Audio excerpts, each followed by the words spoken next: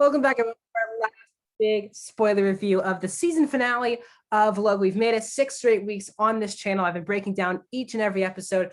My name is Max Dinenberg. Welcome to Max Talks Movies. Please guys, leave a like, guys. That's the best way to support the channel. The thumbs up button. Please smash that. That's just the best way to help the algorithm so more people can check out the reviews, and it helps me out the best to get out there more. Also, please comment down below your spoiler thoughts of this episode. Tell me the big reveal. Are you pumped about the future of the MCU? Tell me, are you excited? And what are your theories already for the future of the MCU? How this sets up possible other movies, and also how does it set up Loki season 2? Also, please subscribe, ring the bell, guys, for notification. Do movie reviews, TV show reviews like these, movie rankings, and a box office breakdown shows. If you're new to the channel, please consider subscribing, ring the bell. At the end of my review, I'll tell you my schedule for the next coming days of what videos are dropping on the YouTube channel.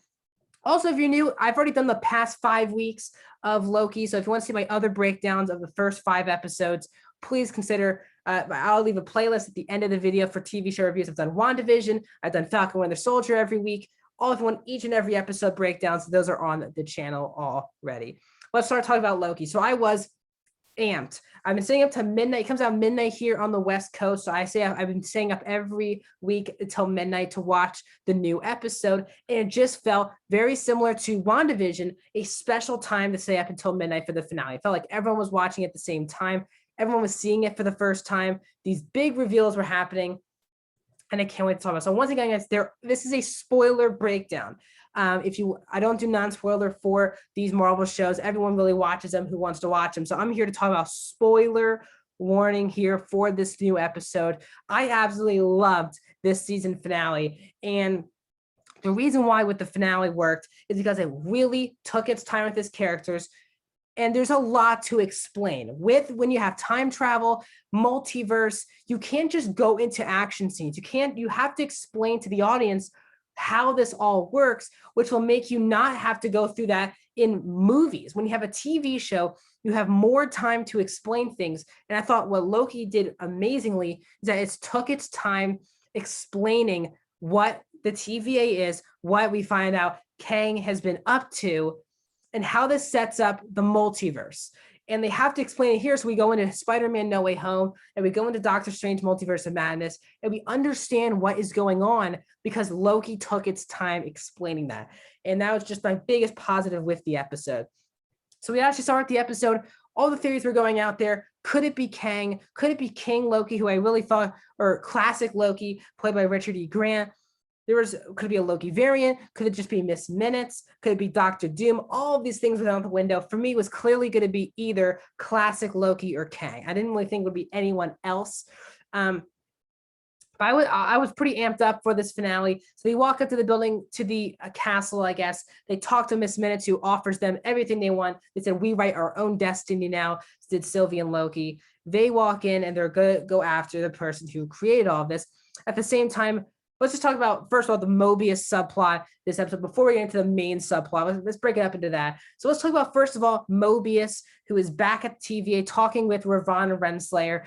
And they have a really brief scene where B-15, who is now out of prison, probably broken out by Mobius, shows the rest of the TVA members that Ravonna Renslayer was a teacher in 2018, and she was plucked. So it's a proof that they're all variants. And I thought it was a really amazing reveal when B-15 says, just wait. And then Ravonna Renslayer comes out as a teacher, and she doesn't know what's going on. It was a really funny reveal. And then you have this Ravonna Renslayer motive, which I actually really loved, is that she still wants to go after this person who created all, because she believes that there was still a purpose for bringing her in.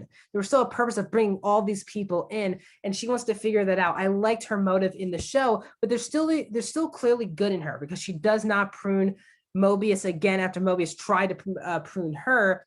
There's still this type of friendship that is really camaraderie that is still there with the two characters. And I thought that Mobius coming back and his confidence, it was great to see Owen Wilson. Owen Wilson was amazing this season. Up until the last episode, was my favorite character of the entire show. Really, if you look at the entirety of the show, he was my favorite character. I loved seeing Mobius. His banter with Tom Hiddleston, which actually was not there this episode. He really just had 1 or 2, I guess, scenes in the episode. But him and Ravonna Renslayer had a really good combination as well. And their friendship, the camaraderie, you could really feel throughout the season, especially this episode. And that ended satisfactory with, it seemed like Ravonna going after, looks like Kang. So obviously that was the first kind of sign for everyone that Kang was going to be in it, because obviously Ravonna Renslayer is the main love interest for Kang in the comics. Out of all those judges, they picked the one who was connected to Kang directly. There's some Easter eggs saying that Kang would be the villain. So Loki and Sylvie walk up, and we're now going to go to the Loki and Sylvie storyline. They walk up to the elevator, and there's my boy Jonathan Majors showing up as Kang. He doesn't say he's Kang. He's just a variant of Kang, and became my favorite part of the entire show. And I've been telling my people on my podcast, Movie Mafia podcast, every week, that Jonathan Majors is someone that everyone needs to be talking about, not just because he's been cast as Kang, because he's such an amazing actor. I first saw him in The Five Bloods, where he was really excellent, very small role, but everyone knows him now. If you've seen the show, I actually really, not enough people, I guess, have seen the show because it did not get renewed.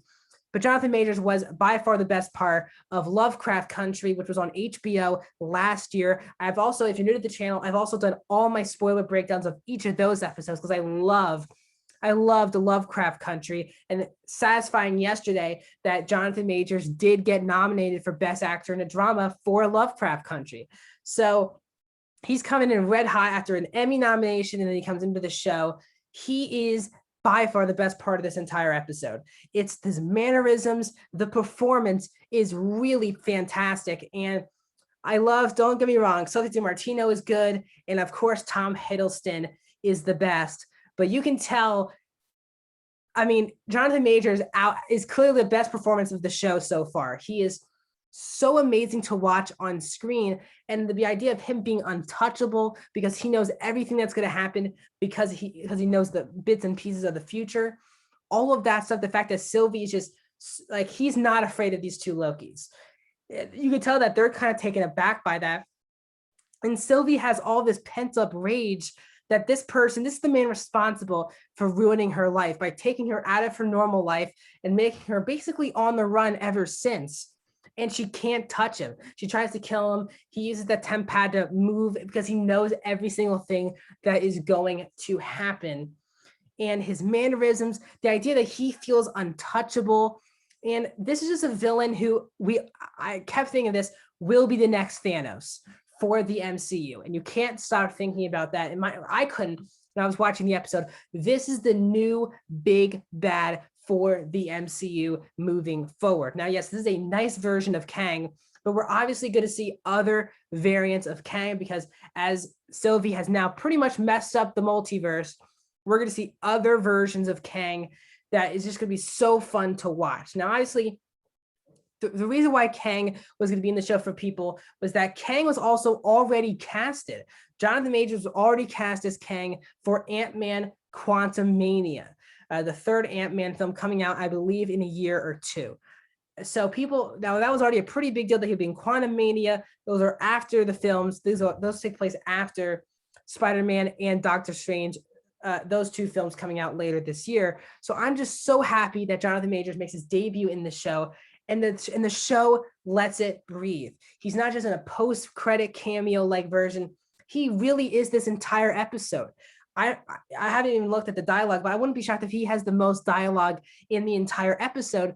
And I was watching thinking people just aren't going to like this, because it's a lot of exposition dump.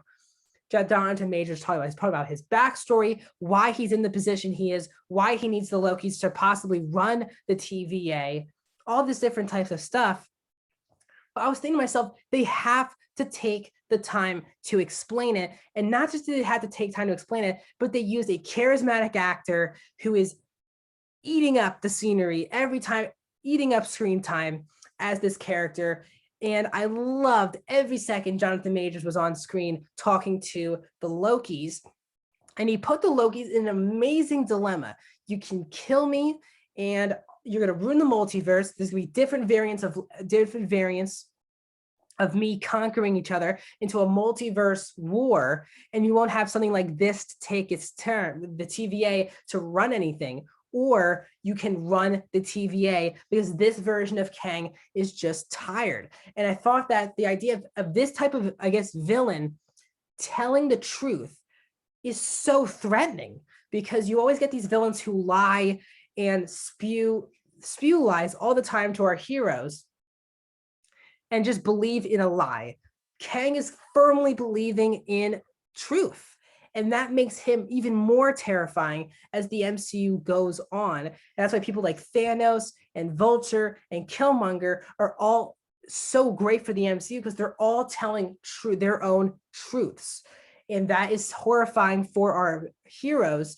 And this episode, the dilemma of Tom Hiddleston's Loki believing in Kang and believing in what Jonathan Majors is saying. Then you also have Sylvie, who just believes that he is just spewing lies, and how important this decision is. And I thought the magnitude of this decision, you could feel that the multiverse and all these things were on the line once he brought up the dilemma, and he stopped knowing the future. Once he stopped knowing the future, it was so amazing to watch him react to all of these things. So then Sylvie, they have a little bit of a fight with Loki, trying to calm down Sylvie. So we have to think about this decision.